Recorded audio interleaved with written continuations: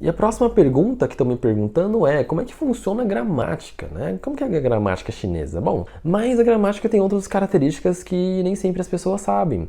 Por exemplo, flexão de gênero. Não temos flexão de gênero, né? Aqui a gente fala assim que a casa e o carro, né? Então esses artigos que vêm, né, antes e depois das palavras não temos no mandarim, tá?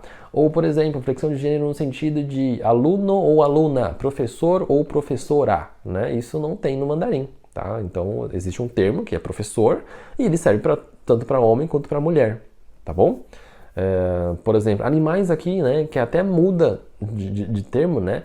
Então, a gente fala cachorro, né, para macho e a gente fala cadela, né, para fêmea.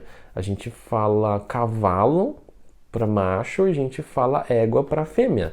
Então, essas palavras, né, que é o mesmo animal, mas você tem que aprender duas palavras, né, diferentes para falar o mesmo animal. No português eu tive que aprender assim.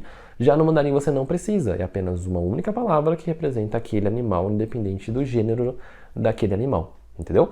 Então é muito simples a parte da gramática, eu diria eu, tá?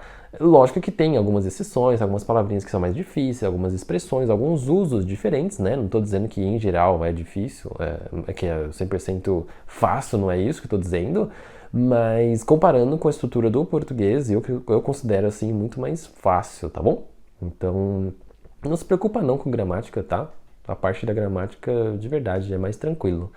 A parte mais difícil do idioma realmente é algumas questões, por exemplo, como classificador de contagem, tá? Para quem já estuda, são algumas palavrinhas que possam te atrapalhar na hora, né? Porque não existe no português. Então, por exemplo, se você falar em português, eu comprei um pão, né?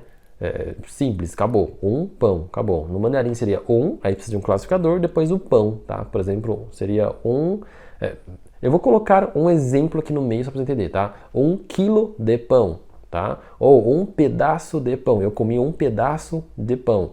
Então, esse quilo, pedaço, né? Fatia.